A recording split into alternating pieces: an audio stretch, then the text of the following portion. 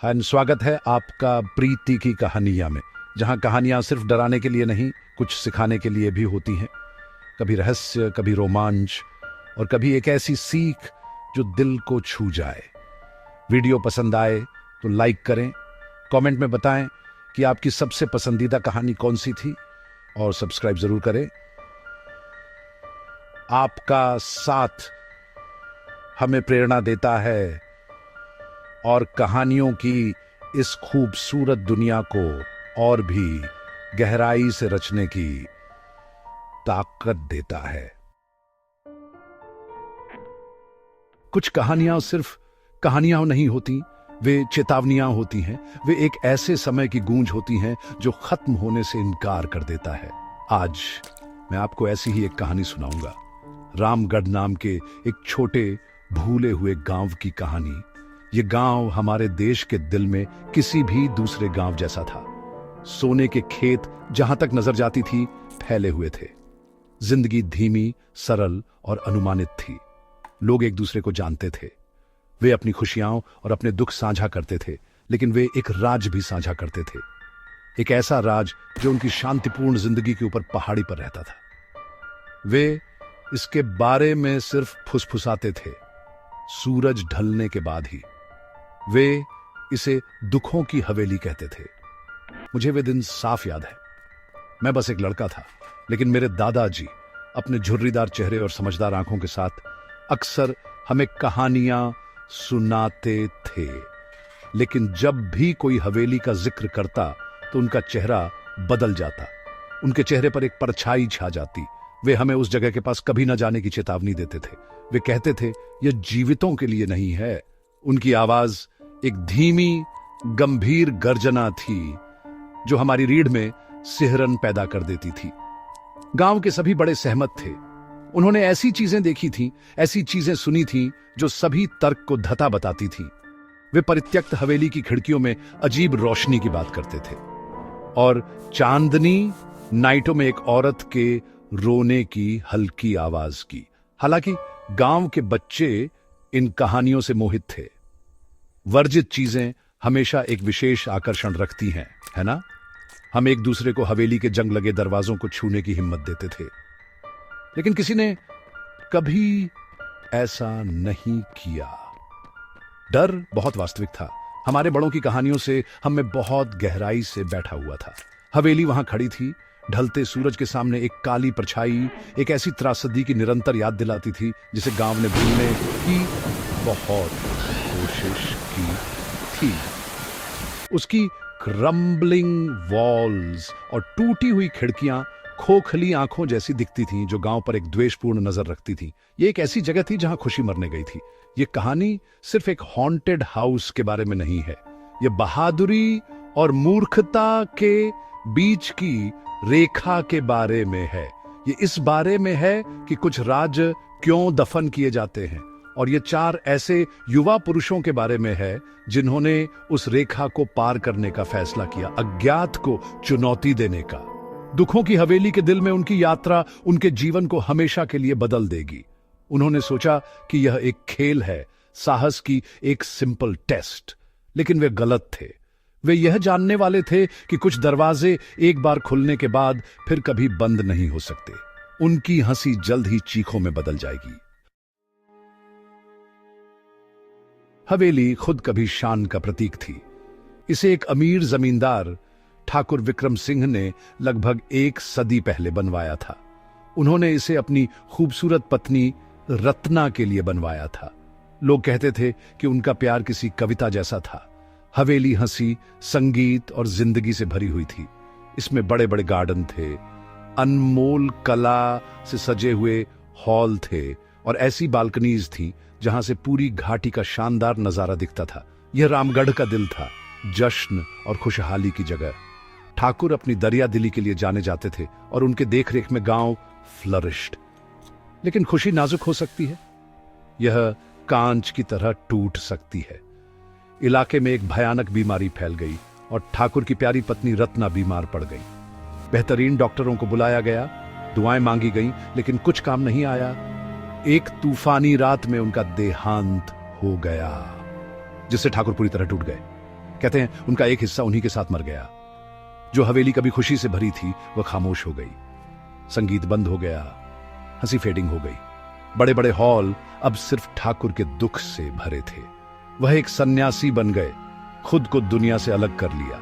त्रासदी यहीं खत्म नहीं हुई। अपने दुख में डूबे ठाकुर विक्रम सिंह अपनी पत्नी के बिना हवेली में नहीं रह सके। एक दिन वह अपने स्टडी में पाए गए, उन्होंने अपनी जान ले ली थी। उन्होंने एक नोट छोड़ा जिसमें लिखा था कि वह अपनी रत्ना से मिलने जा रहे हैं। उनकी मृत्यु के बाद हवेली को छोड़ दिया गया। किसी रिश्तेदार ने इस पर दावा नहीं किया। ऐसा था मानो वह जगह खुद ही उस इमेंस दुख से शापित थी जिसकी वह गवाह बनी थी। गांव वाले जो कभी उसे एडमिरेशन से देखते थे अब डर से देखते थे। हेवली ऑफ सॉरोज ने अपना नाम कमा लिया था। सालों से हवेली डिके होने लगी। प्रकृति ने अपना हक वापस लेना शुरू कर दिया। जंगली बेलें पत्थर की दीवारों पर चढ़ गईं, खूबसूरत बगीचे खरपतवारों से भर गए और पेंट धूप से जली हुई त्वचा की तरह उतरने लगा। टूटी हुई खिड़कियों से हवा सिसकती थी जिससे अजीब आवाजें आती थीं जिन्हें गांव वाले गोस्टली वेल्स समझते थे। दुखद जोड़े की कहानी एक लोकल लेजेंड बन गई, एक कॉशनरी टेल। लोग कहते थे कि ठाकुर और उनकी पत्नी की आत्माएं अभी भी खाली हॉलों में भटकती हैं, हमेशा एक दूसरे को ढूंढती रहती है। उनका दुख हमेशा के लिए क्रम्बलिंग दीवारों में कैद है। अब मैं आपको हमारे प्रोटैगनिस्ट से मिलवाता हूं। वे चार थे, कॉलेज के दोस्त, जिंदगी से भरे हुए और उस खास तरह के घमंड से लबरेज जो सिर्फ जवानी ही दे सकती है। उनके नाम थे रोहन, समीर, विशाल और अमित। वे अपनी गर्मियों की छुट्टियों में रामगढ़ आए थे। रोहन के पुश्तैनी घर में रुके हुए थे। रोहन गांव का होने की वजह से हवेली की कहानियां जानता था। उसने अपने शहर के दोस्तों को पहाड़ी पर बनी भूतिया हवेली के बारे में बताया, कहानियों में और ड्रामा जोड़कर, जैसा कि अक्सर नौजवान करते हैं। वह उन्हें इम्प्रेस करना चाहता था। उन्हें दुनिया का एक ऐसा पहलू दिखाना चाहता था जो उन्होंने सिर्फ फिल्मों में देखा था। उसके दोस्तों ने बेशक कहानियों का मजाक उड़ाया। समीर, जो ग्रुप में सबसे ज्यादा रैशनल था, इसे अंधविश्वास कहता था। विशाल, जो थ्रिल सीकर था, इस आइडिया से एक्साइटेड था। अमित, जो थोड़ा टिमिड था, हेजिटेंट था, लेकिन कावर्ड कहलाना नहीं चाहता था। वे गांव वालों के डर पर हंसे, उन्हें अनएजुकेटेड और बैकवर्ड कहते थे। भूत इस जमाने में, कम ऑन रोहन, ये शायद सिर्फ हवा या कुछ जानवर होंगे, समीर ने आर्ग्यूमेंट किया, एक्सपर्ट की तरह आवाज निकालने की कोशिश करते हुए। यह चैलेंज इसी डिसबिलीफ और जवानी के प्राइड से पैदा हुआ था। विशाल ने इसे सबसे पहले प्रपोज किया। चलो वहां एक रात गुजारते हैं, उसने कहा। उसकी आंखों में एक मिस्चिवस चमक थी। चलो इन गांव वालों को साबित करते हैं कि डरने की कोई बात नहीं है। हम एक कैमरा ले जाएंगे, सब कुछ रिकॉर्ड करेंगे और लोकल हीरो बन जाएंगे। यह आइडिया थ्रिलिंग था, यह एक एडवेंचर था। रोहन गांव के गहरे डर और अपने दोस्तों के ताने के बीच फंसा हुआ अनिच्छा से सहमत हो गया। उसे अपने पेट में अनईजीनेस की एक गांठ महसूस हुई। उसके दादाजी की चेतावनियों की एक फुसफुसाहट उसके दिमाग में थी, लेकिन अपनी बहादुरी साबित करने का प्रेशर ज्यादा मजबूत था। वह अब पीछे नहीं हट सकता था। तो प्लान तय हो गया। उन्होंने हवेली में 3 नाइटें बिताने का फैसला किया। 3 क्यों? क्योंकि एक रात फ्लूक हो सकती थी, 3 नाइटें डेफिनेटिव प्रूफ होंगी। उन्होंने अपना सामान इकट्ठा किया, फ्लैश लाइट्स, स्लीपिंग बैग्स, कुछ खाना और एक वीडियो कैमरा अपनी गोस्ट हंट रिकॉर्ड करने के लिए। उन्होंने रोहन के परिवार को बताया कि वे नदी के किनारे कैंपिंग करने जा रहे थे, एक झूठ, ताकि इनेविटेबल स्कोल्डिंग और प्रोहिबिशन से बचा जा सके। जैसे ही उन्होंने तैयारी की, उनके बीच एक्साइटमेंट की एक भावना गूंजने लगी जिसने कॉशन की शांत आवाज को ओवरशैडो कर दिया। वे लेजेंड्स को चैलेंज करने के लिए तैयार थे। वे रामगढ़ के भूतों का सामना करने के लिए तैयार थे। वे हवेली के लिए निकल पड़े। जैसे ही शाम ने आसमान को नारंगी और बैंगनी रंगों से रंगना शुरू किया, पहाड़ी पर चढ़ाई खड़ी और मुश्किल थी। रास्ता ओवरग्रोन था और मुश्किल से दिख रहा था। जैसे जैसे वे करीब आते गए, हवा और ठंडी होती गई। उनके बीच की लाइवली बातचीत धीरे धीरे शांत हो गई और उसकी जगह एक टेंशन वाली चुप्पी छा गई। हवेली उनके सामने खड़ी थी। गांव से दिखने में वो जितनी डरावनी थी, उससे कहीं ज्यादा अंधेरी और खतरनाक लग रही थी। उसकी टूटी हुई खिड़कियां उन्हें खाली आंखों की तरह घूर रही थी और लोहे से जरा बड़ा लकड़ी का दरवाजा उन्हें अंदर आने से मना कर रहा था। उनके दिलों में डर समाने लगा, लेकिन किसी ने भी उसे जाहिर करने की हिम्मत नहीं की। भारी चरम नाइट दरवाजे को खोलते हुए वे अंदर चले गए। आवाज बड़े खाली हॉल में एक दुख भरी ग्रोन की तरह गूंज रही थी। हर चीज पर धूल की मोटी परत जमी हुई थी। छत से जाले पुराने शैंडलियर्स की तरह लटक रहे थे। अंदर की हवा पुरानी और भारी थी, जिसमें डिके और भूली हुई यादों की गंध थी। अपनी फ्लैशलाइट्स का इस्तेमाल करके उन्होंने ग्राउंड फ्लोर एक्सप्लोर किया। उन्होंने एक शानदार सेंट्रल हॉल देखा, जिसमें एक मजेस्टिक धूल भरी सीढ़ी ऊपर की मंजिलों तक जाती थी। दीवारों पर लगे फीके पड़े पोर्ट्रेट्स उनकी हर हरकत को देख रहे थे। सन्नाटा पूरी तरह छाया हुआ था, जिसे सिर्फ उनके अपने कदमों की आवाज और अनसीन क्रीचर्स की सरसराहट तोड़ रही थी। उन्होंने मेन हॉल में अपना बेस बनाने का फैसला किया। उन्होंने अपने स्लीपिंग बैग्स बिछाए और अपना कैमरा चालू किया, उसे ट्राइपॉड पर रखकर पूरे कमरे को कैप्चर करने के लिए। पहले तो उन्होंने अपना स्पिरिट्स अप रखने की कोशिश की। उन्होंने मजाक किया, कुछ स्नैक्स खाए और जोर से बातें की। उनकी आवाजें इमेंस डार्कनेस में छोटी और इनसिग्निफिकेंट लग रही थी। लेकिन जैसे जैसे रात गहरी होती गई, उनका ब्रेवपन कम होने लगा। बाहर से आने वाली हर छोटी सी आवाज, उल्लू की हूट, पत्तों की सरसराहट उन्हें चौंका देती थी। हवेली जिंदा लग रही थी। उनके चारों ओर एक धीमी पुरानी रिदम के साथ सांस ले रही थी। पहली अजीब चीज आधी रात के आसपास हुई। हॉल में हवा का एक ठंडा झोंका आया, जिससे उनका छोटा लैंटर्न बुझ गया। भले ही सारे दरवाजे और खिड़कियां बंद थे, वे पूरी तरह से अंधेरे में डूब गए, सिवाय अपनी फ्लैशलाइट्स की पतली किरणों के। उन पर एक पैल्पेबल डर छा गया। उन्होंने लैंटर्न फिर से जलाया। उनके हाथ हल्के से कांप रहे थे। फिर उन्होंने उसे सुना। ऊपर की मंजिल से एक हल्की आवाज। ऐसा लग रहा था जैसे कोई महिला एक उदास मेलनकॉलिक ट्यून गुनगुना रही हो। उन्होंने एक दूसरे को देखा। लैंटर्न की रोशनी में उनके चेहरे पीले पड़ गए थे। समीर ने इसे हवा बताया, लेकिन उसकी आवाज में कन्विक्शन नहीं था। गुनगुनाहट उतनी ही अचानक बंद हो गई जितनी अचानक शुरू हुई थी, और अपने पीछे एक ऐसी चुप्पी छोड़ गई जो आवाज से ज्यादा डरावनी थी। वो उस पहली रात को ठीक से सो नहीं पाए थे। आप जानते हैं, वो थके हुए और परेशान थे, लेकिन साथ ही उन्होंने हार न मानने की ठान रखी थी। सुबह की धूप से कुछ राहत मिली, जिससे परछाइयां और खैर डर भी दूर हो गया। दिन की रोशनी में हवेली कम डरावनी लग रही थी। ये बस पुरानी और उदास लग रही थी। सच कहूं तो उन्होंने खुद को यकीन दिलाया कि जो गुनगुनाहट उन्होंने सुनी थी वह सिर्फ उनकी कल्पना थी, उनके थके हुए दिमाग का नतीजा थी। हम बस डर गए थे और कुछ नहीं, विशाल ने बहादुर बनने की कोशिश करते हुए कहा। उन्होंने दिन हवेली के मैदानों की खोज में बिताया, थोड़ा और आत्मविश्वास महसूस करते हुए। लेकिन जैसे जैसे शाम ढली, डर का वो जाना पहचाना एहसास लौट आया। दूसरी रात भी पहली रात की तरह ही शुरू हुई। वो मुख्य हॉल में बैठे कार्ड गेम से खुद को डिस्ट्रैक्ट करने की कोशिश कर रहे थे, लेकिन आप जानते हैं, उनका दिमाग कहीं और था। वो सुन रहे थे, किसी भी असामान्य आवाज को सुनने के लिए। हवेली पहले कुछ घंटों तक शांत रही, इतनी शांत कि यह अस्वाभाविक लग रही थी।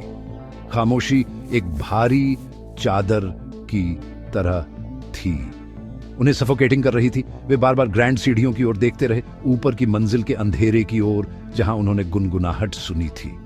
उस उदास धुन की याद उनके दिमाग में ताजा थी। यह एक भयानक याद दिला रहा था कि वे कहां थे। फिर यह शुरू हुआ। पैरों की आवाज। ठीक उनके ऊपर वाले कमरे से साफ अलग पैरों की आवाज आ रही थी। यह किसी छोटे जानवर की आवाज नहीं थी। यह भारी थी, जैसे कोई धीरे धीरे और जानबूझकर आगे पीछे चल रहा हो। दम दम दम। आवाज लयबद्ध, अथक थी। चारों दोस्त डर से आंखें फाड़े जम गए। समीर, जो स्केप्टिक था, इस बार कोई तर्क संगत एक्सप्लेनेशन नहीं दे पाया। आवाज बहुत साफ, बहुत असली थी।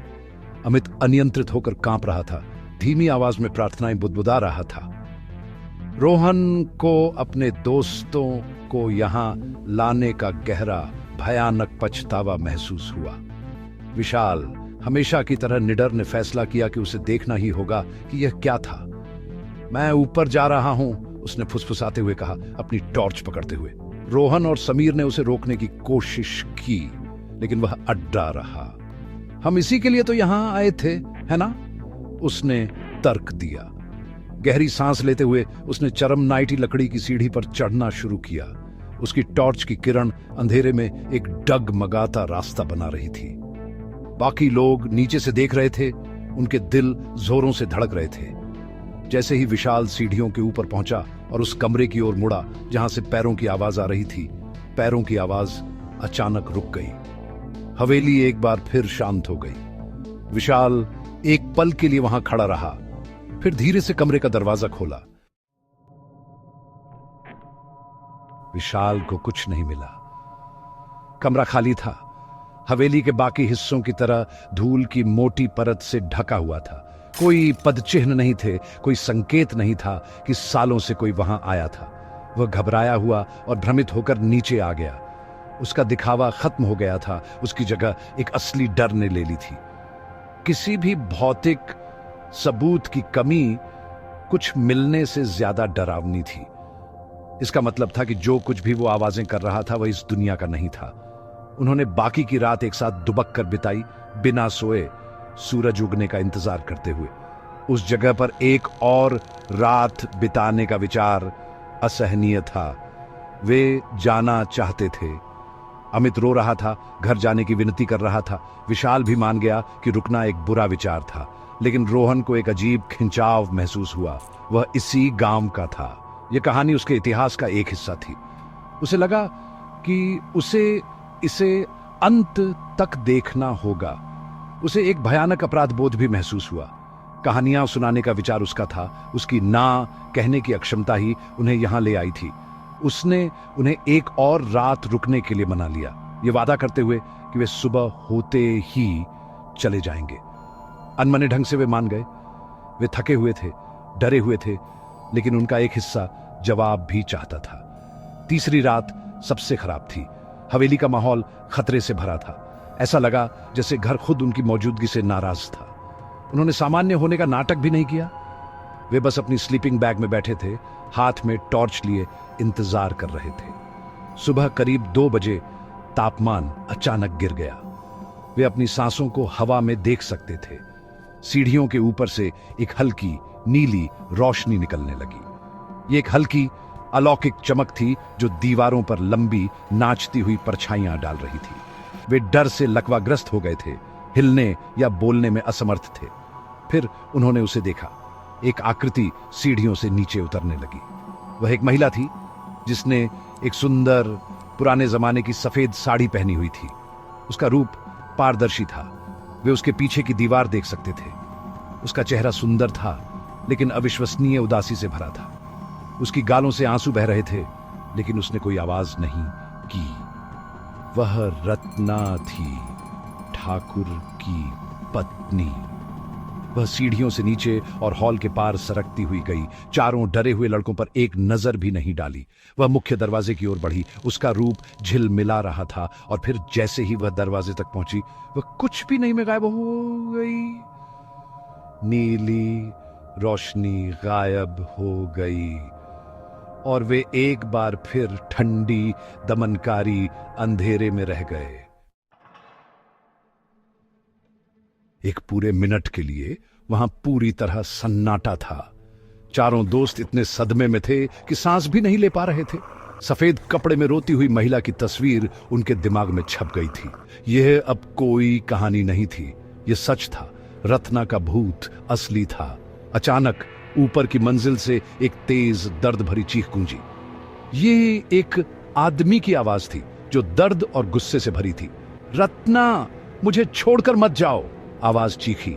ये शुद्ध निराशा की आवाज थी जिसने हवेली की नींव हिला दी और उनके साहस के आखिरी निशान को तोड़ दिया।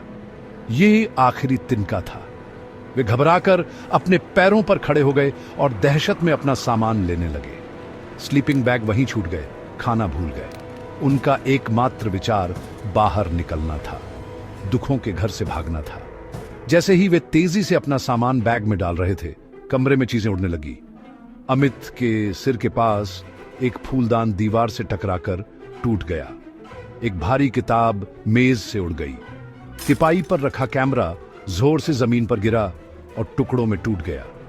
यह एक पोल्टरजिस्ट हमला था जो एक पीड़ित आत्मा के क्रोध से प्रेरित था।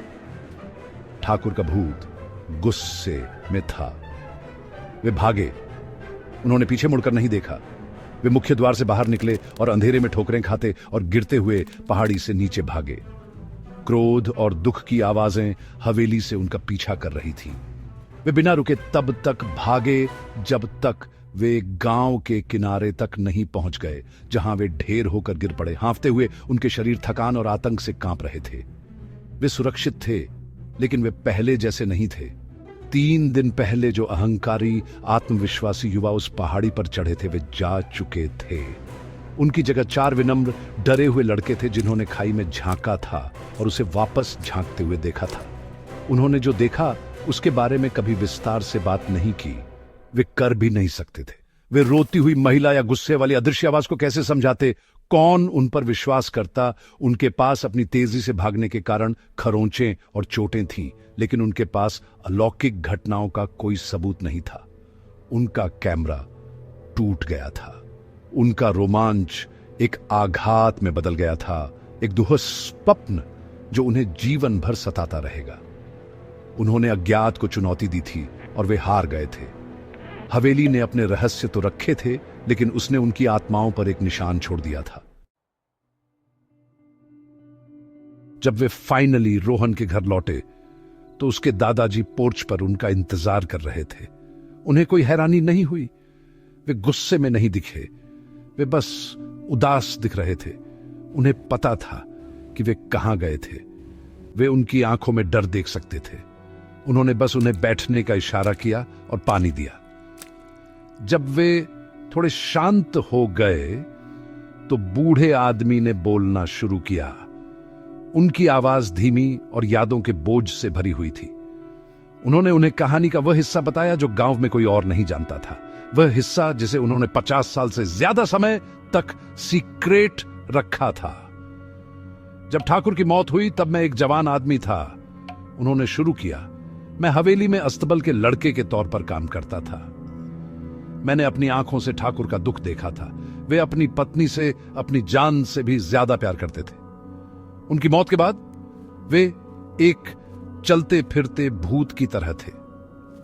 जिस रात उन्होंने अपनी जान ली, उन्होंने सिर्फ एक नोट नहीं लिखा था, उन्होंने एक और लिखा जो उन्होंने मुझे दिया। उन्होंने मुझसे वादा करवाया कि मैं इसे कभी किसी को नहीं दिखाऊंगा। बूढ़े आदमी की आंखें दूर पास्ट में खोई हुई थी। लड़के मंत्र मुग्ध होकर सुन रहे थे। हवेली का डर कुछ देर के लिए भूल गए थे। उस नोट में बूढ़े आदमी ने जारी रखा। उनकी आवाज थोड़ी कांप रही थी। ठाकुर ने लिखा था कि उनकी आत्मा कभी हवेली नहीं छोड़ेगी। उन्होंने लिखा था कि वे वहां अपनी रत्ना का इंतजार करेंगे, अगर उन्हें हमेशा के लिए भी करना पड़े। उन्हें यकीन था कि उनका प्यार इतना स्ट्रांग था कि उनकी आत्मा एक दिन उनके पास वापस आ जाएगी। लेकिन उन्होंने यह भी लिखा था कि उनका दुख एक भयानक गुस्से में बदल गया था। दुनिया के प्रति, किसी भी ऐसे व्यक्ति के प्रति गुस्सा जिसने उनकी निगरानी में खलल डाली। उन्होंने घर को शाप दिया, ये कसम खाई कि कोई भी इसकी दीवारों के भीतर शांति नहीं पाएगा। वे अपनी तन्हाई, अपने शाश्वत इंतजार को अनडिस्टर्ब्ड रखना चाहते थे। यही सीक्रेट था। यही वजह थी कि हवेली सिर्फ हॉन्टेड नहीं थी, बल्कि बुरी भी थी। यह सिर्फ 2 प्रेमियों का दुख नहीं था, यह एक पति का सुरक्षात्मक गुस्सा था जो अपनी पवित्र इंतजार की जगह की रखवाली कर रहा था। रत्ना का भूत वहां फंसा नहीं था।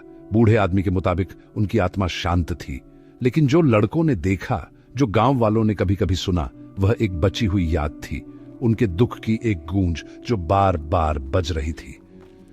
ठाकुर की आत्मा हालांकि चेतन थी, वह जागरूक थी, और वही था जो गड़बड़ी पैदा करता था, वही था जो लोगों को दूर भगाता था, अपने प्यार की याद को एक भूतिया गुस्से से बचाता था। अगले ही दिन चारों दोस्त रामगढ़ से निकल गए। वे उस पहाड़ी की ओर देख भी नहीं पा रहे थे जहां हवेली खड़ी थी। बूढ़े आदमी की कहानी ने एक एक्सप्लेनेशन दिया था, लेकिन इससे उन्हें कोई कंफर्ट नहीं मिला। हॉन्टिंग के पीछे की वजह जानने के बाद यह और भी टेरिफाइंग हो गया था। उन्होंने सिर्फ एक अबैंडन्ड हाउस में अनऑथराइज्ड एंट्री नहीं की थी, उन्होंने एक आदमी के एटर्नल ग्रीफ स्ट्रिकन विजिल में दखल दिया था। उन्होंने एक ऐसी आत्मा को नाराज किया था जो इतने पावरफुल लव से भरी हुई थी कि उसने मौत को भी झुका दिया था। इस एक्सपीरियंस ने उनमें से हर एक पर एक परमानेंट मार्क छोड़ दिया। इस घटना को कई साल बीत चुके हैं। रोहन कभी अपने एंसेस्ट्रल विलेज नहीं लौटा। समीर, जो रैशनलिस्ट था, अब मानता है कि इस दुनिया में ऐसी चीजें हैं जिन्हें साइंस एक्सप्लेन नहीं कर सकती। विशाल, जो थ्रिल सीकर था, उसकी एडवेंचर की भूख खत्म हो गई। अमित, जो हमेशा टिमिड था, और भी ज्यादा विथड्रॉन हो गया। वे अपनी जिंदगी में आगे बढ़ गए, लेकिन हवेली ऑफ सरोज में उन 3 नाइटों की यादें आज भी उनके नाइटमेयर्स में आती हैं। कभी कभी देर रात उन्हें आज भी एक खाली कमरे से कदमों की हल्की आवाज या हवा में एक आदमी की दर्द भरी चीख सुनाई देती है। हवेली आज भी पहाड़ी पर खड़ी है, लव, लॉस और रेज का एक साइलेंट मॉन्यूमेंट। गांव वाले आज भी उसकी कहानियां सुनाते हैं, अब और भी ज्यादा रेवरेंस और डर के साथ। वे कहते हैं कि कुछ नाइटों में आपको आज भी ठाकुर के स्टडी विंडो में एक सिंगल लाइट जलती हुई दिख सकती है, जैसे कि वह अभी भी वहीं है, लिख रहा है, इंतजार कर रहा है। यह कहानी एक पावरफुल रिमाइंडर के तौर पर काम करती है। एक रिमाइंडर की कुछ जगहों में ऐसी इमोशंस होती हैं जो फीकी पड़ने के लिए बहुत मजबूत होती हैं, और हमें पास्ट के सॉरोज का सम्मान करना चाहिए। इससे आपको सोचने पर मजबूर होना पड़ता है ना? गोस्ट क्या होता है? क्या यह सिर्फ एक मेमोरी है, समय में फंसी हुई एक एको, या यह कुछ और है? क्या यह एक कॉन्शियस एंटिटी है जो लव और ग्रीफ जैसी पावरफुल इमोशंस से एक जगह से बंधी हुई है? हवेली ऑफ सॉरोज की कहानी कोई क्लियर आंसर नहीं देती। यह हमें सिर्फ क्वेश्चंस के साथ छोड़ जाती है, और एक लिंगरिंग फियर के साथ, एक ऐसा डर जो हमें याद दिलाता है कि कुछ लाइंस हैं जिन्हें क्रॉस नहीं करना चाहिए, और पास्ट के कुछ सीक्रेट्स हैं जिन्हें अनडिस्टर्ब्ड छोड़ देना सबसे अच्छा है, क्योंकि कभी कभी ट्रूथ लेजेंड से कहीं ज्यादा टेरिफाइंग होता है। सोचिए। तो ये थी आज की कहानी, रहस्य, रोमांच और एहसास से भरी हुई। अगर कहानी ने आपके दिल को छुआ हो तो लाइक जरूर करें, अपने ख्याल कमेंट में बताएं, और सब्सक्राइब करके इस सफर का हिस्सा बने, क्योंकि हर कहानी के पीछे छुपा है एक एहसास, और हर एहसास को सुनाने का वादा है प्रीति की कहानियां से। मिलते हैं अगली कहानी में एक नए राज, एक नई रोशनी के साथ।